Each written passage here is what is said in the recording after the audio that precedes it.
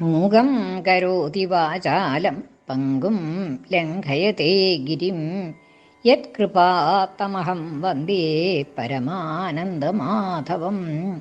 നാരായണീയം 7ാമത്തെ ദശകത്തിൽ 8ാമത്തെ ശ്ലോകത്തിൻ്റെ അർത്ഥം പറയാം. അർത്ഥം പറയണത് കിഴക്കേപ്പട്ട് വാര്യത്ത് ഭാരതി. എല്ലാവർക്കും നമസ്കാരം. കാളാംഭോദകളായ കോമളരുചീചക്രേണ ചക്രം ദിശാമാവൃണ്വാനം ഉദാരമന്ദഹസിതസ്യന്തപ്രസന്നാനനം രാജത്കമ്പുകദാരി പങ്കജധര ശ്രീമദ്ഭുജാമണ്ഡലം സ്രഷ്ടുസ്തുഷ്ടികരം വപുസ്തവ വിഭോ മദ്രോഗമുദ്വാസയേത്. കഴിഞ്ഞ ശ്ലോകത്തിൽ ഭഗവാൻ ബ്രഹ്മാവിന് സ്വയം കാണിച്ചു കൊടുത്തതായിട്ടുള്ള ആ രൂപം ആണ് വൈകുണ്ഠത്തിൽ ബ്രഹ്മാവിൻ്റെ മുൻപിൽ സ്വയം പ്രദർശിപ്പിച്ചതായിട്ടുള്ള ആ രൂപത്തിനെയാണ് കഴിഞ്ഞ ശ്ലോകത്തിൽ വർണ്ണിക്കുന്നത്. ഈ ശ്ലോകത്തിലും ഭഗവാന്റെ ആ രൂപം തന്നെയാണ് വർണ്ണിക്കുന്നത്. കാളാംഭോദ കളായ കോമളരുചീചക്രേണ ചക്രം ദിശാം ആവൃണ്വാനം, അത് ഭഗവാന്റെ ആ രൂപത്തിൻ്റെ വിശേഷണമാണ്. ദിശാം ചക്രം ആവൃണ്വാനം, ദിശാം ചക്രം ദിക്കുകളുടെ സമൂഹം, ചക്രം എന്നുള്ളത് അവിടെ സമൂഹം, ദിക്കുകളുടെ സമൂഹത്തെ മുഴുവൻ, അതായത് എല്ലാ ദിക്കുകളെയും 10 ദിക്കുകളെയും ആവൃണ്വാനം ആവരണം ചെയ്യുന്നതായിട്ടുള്ള, ആവരണം ചെയ്യാന്ന് വെച്ചാൽ മറയ്ക്കുക, ദിക്കുകളെ മുഴുവൻ മറയ്ക്കുക എന്ന് പറഞ്ഞാൽ ദിക്കുകളിൽ മുഴുവൻ വ്യാപിച്ചു നിൽക്കുന്നതായിട്ടുള്ള, 10 ദിക്കുകളിലും വ്യാപിച്ചു നിൽക്കുന്നതായിട്ടുള്ള എന്താണ് വ്യാപിച്ചു നിൽക്കുന്നത്? രുചീചക്രം. രുചീചക്രം വെച്ചാൽ ശോഭയുടെ അത്യധികമായിട്ടുള്ള രുചിയുടെ ചക്രം, ശോഭയുടെ ധാരാളിത്വം, അതായത് അത്യധികമായിട്ടുള്ള ശോഭ, തൻ്റെ ശരീരത്തിലെ ശോഭ കൊണ്ട് 10 ദിക്കുകളെയും ആവരണം ചെയ്ത് നിൽക്കുന്നതായിട്ടുള്ള ഭഗവാന്റെ ആ രൂപം എങ്ങനെയുള്ളതാണ്? ആ രുചി ശോഭ എന്ന് പറയുകയാണ്. കാള അംബോധം, കറുത്തതായിട്ടുള്ള അംബോധം, അംഭസിനെ നൽകുന്നത്, വെള്ളം ജലം നൽകുന്നത്, അതായത് മേഘം. അംബോധം എന്ന് പറഞ്ഞാൽ മേഘം. കാളാംബോധം കറുത്ത മേഘം.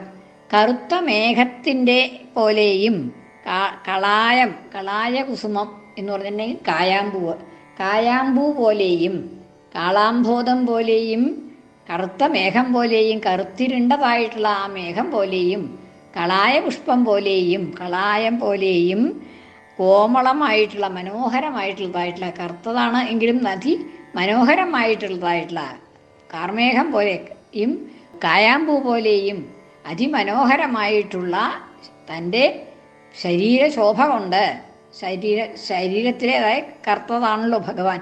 അപ്പം അങ്ങനെ ആ ഭഗവാന്റെ ശരീരശോഭ കൊണ്ട് കളാംബോധ കളായ കോമള രുചി, അങ്ങനെയുള്ളതായിട്ടുള്ള കോമളമായിട്ടുള്ള ആ ശോഭ കൊണ്ട്, ശോഭയുടെ സമൂഹം കൊണ്ട്, രുചിചക്രേണ ദിശാം ചക്രം 10 ദിക്കുകളെയും ആവൃണ്വാനം ആവരണം ചെയ്യുന്നതായിട്ട്, ദിക്കുകളിലെല്ലാം 10 ദിക്കുകളിലും വ്യാപിച്ചു കിടക്കുന്നതായിട്ടുള്ള തൻ്റെ ശരീരശോഭയോടുകൂടി, ആ ശരീരം കൊണ്ട് 10 ദിക്കുകളെയും ആവരണം ചെയ്യുന്നതായിട്ടുള്ള വപുസ ശരീരം എന്നാണ് അവിടെ ശരീരത്തിൻ്റെ വിശേഷണമാണ്.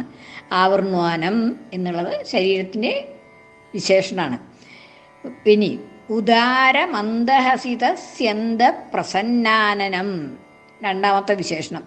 ഉദാരമായിട്ടുള്ള, അതിധാരാളമായിട്ടുള്ള, ഉദാരമായിട്ടുള്ള മന്ദഹസിതം, മന്ദഹാസം കൊണ്ട്, മന്ദഹസിതം വെച്ചാൽ മന്ദഹാസം തന്നെ, ഉദാരമായിട്ടുള്ള അതിധാരാളമായിട്ടുള്ള മന്ദഹാസം കൊണ്ട്, എപ്പോഴും മന്ദഹസിച്ചും കൊണ്ടുള്ളതായിട്ടുള്ള മുഖമാണ്.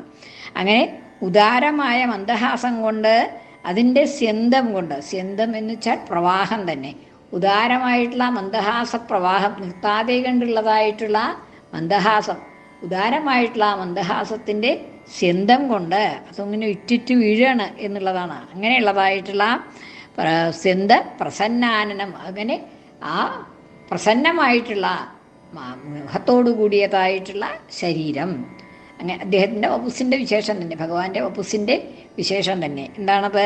ആ മന്ദഹസി, ഉദാരമായിട്ടുള്ള ധാരാളമായിട്ടുള്ള മന്ദഹാസം കൊണ്ട്, മന്ദഹാസത്തിൻ്റെ സ്യന്തം പ്രവാഹം കൊണ്ട് പ്രസന്നമായിട്ടുള്ള മുഖകമലത്തോടു കൂടിയതായിട്ടുള്ള അപ്രസന്ന അനനം പ്രസന്നമായ മുഖത്തോടു കൂടിയതായിട്ടുള്ള ശരീരം. പിന്നെ രാജൽ കമ്പുഗദാരി പങ്കജധര ശ്രീമദ് ഭുജാമണ്ഡലം. ശ്രീമദ് ഭുജാമണ്ഡലം, ശ്രീമത്തായിട്ടുള്ള ഭുജാമണ്ഡലത്തോടു കൂടിയ, ഭുജാമണ്ഡലം എന്ന് വെച്ചാൽ ഭുജങ്ങളുടെ മണ്ഡലം തന്നെ. ഭുജ എന്നുള്ളത് സ്ത്രീലിംഗമായിട്ടുള്ളതായിട്ടുള്ള പ്രയോഗമാണ്. അതിൻ്റെ മനോഹാരിതയെ കുറിക്കുകയാണ് ആ ഭുജ എന്നുള്ളതായിട്ടുള്ള സ്ത്രീലിംഗ പ്രയോഗം കൊണ്ട് ചെയ്യണത്. ഭുജാമണ്ഡലം, ഭുജാമണ്ഡലത്തോടു കൂടിയത്, ഭുജങ്ങളുടെ മണ്ഡലം, സമൂഹം, ഭുജങ്ങളുടെ സമൂഹത്തോടു കൂടിയത്. എങ്ങനെയുള്ള ഭുജങ്ങളാണ്? ശ്രീമദ് ഭുജാമണ്ഡലം, ശ്രീയോട് കൂടിയതായിട്ടുള്ള ഐശ്വര്യമായിട്ടുള്ള മണ്ഡലത്തോടു കൂടി, ഭുജാമണ്ഡലത്തോടു കൂടിയ, ഭുജങ്ങളുടെ സമൂഹത്തോടു കൂടി, മനോഹരങ്ങളായിട്ടുള്ള ഭുജങ്ങളോട് കൂടിയതായിട്ടുള്ള ഭഗവാന്റെ വപുസ ശരീരം. എങ്ങനെയുള്ളതാണ്? രാജത് കമ്പു ഗദാരി പങ്കജധര ശ്രീമത്. രാജത്താകുന്ന ശോഭിക്കുന്നതായിട്ടുള്ള കമ്പു, ശംഖ, ഗദ തന്നെ, കമ്പു, ഗദ, അരി, ചക്രം, പങ്കജം, താമര. 4 കൈകളിലും ശോഭിക്കുന്നുണ്ട്. കമ്പു, ഗദ, അരി, പങ്കജം. കമ്പു എന്ന് പറഞ്ഞാൽ ശംഖ്, ഗദ തന്നെ, അരി, സുദർശനം, ചക്രം, പങ്കജം. ഇങ്ങനെ 4 കൈകളിലും ശോഭിക്കുന്നതായിട്ടുള്ള പാഞ്ചജന്യം എന്നുള്ളതായിട്ടുള്ള ഗദ, കൗമോദകി എന്നുള്ളതായിട്ടുള്ള പാഞ്ചജന്യം എന്നുള്ളതായിട്ടുള്ള ശംഖ്, കൗമോദകി എന്നുള്ളതായിട്ടുള്ള ഗദ, അരി, ചക്രം, സുദർശന എന്നുള്ളതായിട്ടുള്ള ചക്രം, പിന്നെ പങ്കജം, താമര. ഇങ്ങനെ 4 കൈകളിലും ആയുധങ്ങൾ, തൻ്റെ ശംഖചക്ര ഗദാ പങ്കജങ്ങൾ ധരിച്ചുകൊണ്ട് വിളങ്ങുന്നതായിട്ടുള്ള ആ ശരീരം. രാജത് കമ്പു ഗദാരി പങ്കജ ധരം ചവയെ ധരിക്കുന്നത്.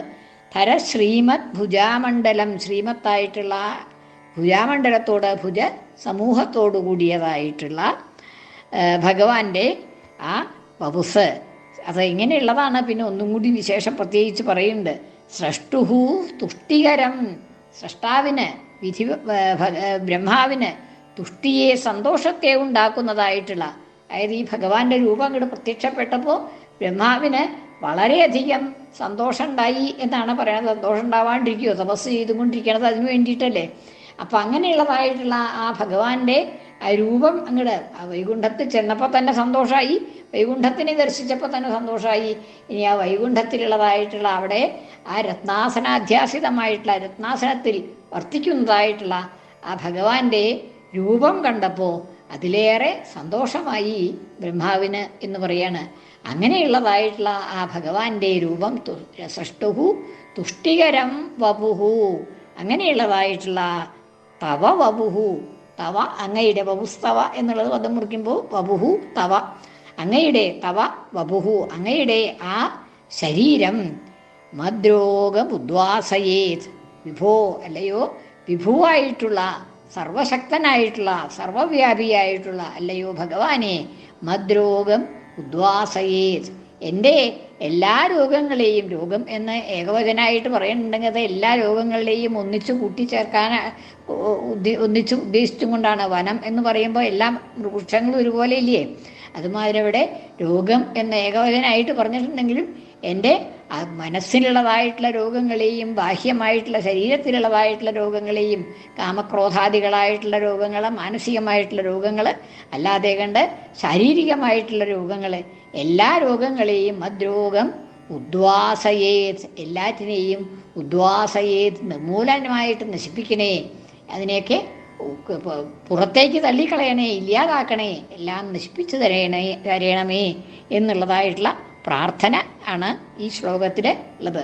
അപ്പോൾ ആ ഇതിൽ മറ്റേ ശ്ലോകത്തിലും എന്താണ്, 2 ശ്ലോകത്തിലും ഭഗവാന്റെ വർണ്ണനയാണ് ഉണ്ടായത്. നാനാദി തത്രൈവം പ്രതിദർശിതേ നിജപദേ രത്നാസനാധ്യാസിതം, ആ ഭഗവാന്റെ വർണ്ണന തന്നെയാണ്. ഭാസ്വർ കോടി ലസത് കിരീട കടകാദ്യാകൽപതി പ്രാകൃതി, അദ്ദേഹത്തിൻ്റെ ആഭരണവിശേഷങ്ങൾ, ആ ആഭരണവിശേഷങ്ങളുടെയൊക്കെ ശോഭ കൊണ്ട് ദീപ്രാകൃതി, ദീപ്രമായിട്ടുള്ള തിളങ്ങുന്നതായിട്ട് ശരീരം, അതിനെ വർണ്ണിച്ചു.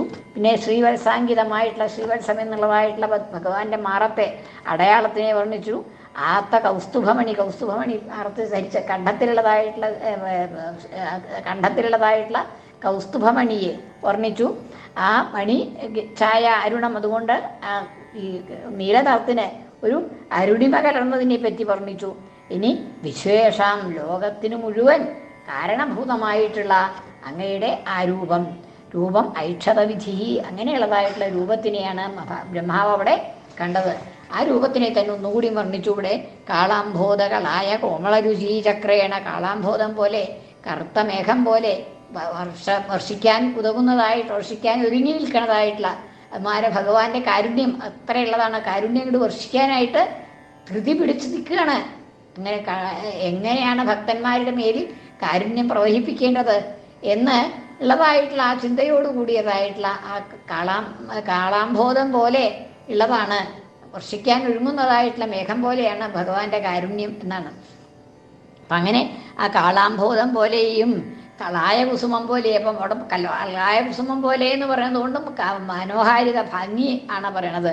കളായ കുസുമം പോലെയും കായാമ്പൂവിനെ പോലെയും രുചിചക്രേണ ഉള്ളതായിട്ടുള്ള ആ ശോഭയുടെ ആധിക്യം കൊണ്ട്, ശോഭ കൊണ്ട് ദിശാം ചക്രം ആവൃണ്വാനം, എല്ലാ 10 ദിക്കുകളെയും ആവരണം ചെയ്യുന്നതും മറയ്ക്കുന്നതും, ഉദാര മന്ദഹസിതസ്യന്ത പ്രസന്നാനം, ഉദാരമായിട്ടുള്ളതായിട്ടുള്ള മന്ദഹാസം കൊണ്ട് പ്രസന്നമായിട്ടുള്ള ആനനത്തോടും മുഖത്തോടു കൂടിയതും, രാജത് കമ്പുഗദാരി പങ്കജധര ഭുജാമണ്ഡലം, ശോഭിക്കുന്നതായിട്ടുള്ള ശംഖ്, ചക്രം, ഗദ, പങ്കജം എന്നിവ ധരിച്ചുകൊണ്ട് ഉള്ളതായിട്ടുള്ള കൈകളുടെ സമൂഹത്തോടും കൂടിയതായി ബ്രഹ്മാവിന് തുഷ്ടി നൽകുന്നതായിട്ടുള്ള ആ അങ്ങയുടെ വപുസ് എൻ്റെ ബാഹ്യവും ആന്തരികവുമായിട്ടുള്ള എല്ലാ രോഗങ്ങളെയും ശമിപ്പിക്കണമേ, ഇല്ലാതാക്കി തരണമേ എന്നുള്ളതായിട്ടുള്ള പ്രാർത്ഥനയാണ് ഇവിടെയുള്ളത്.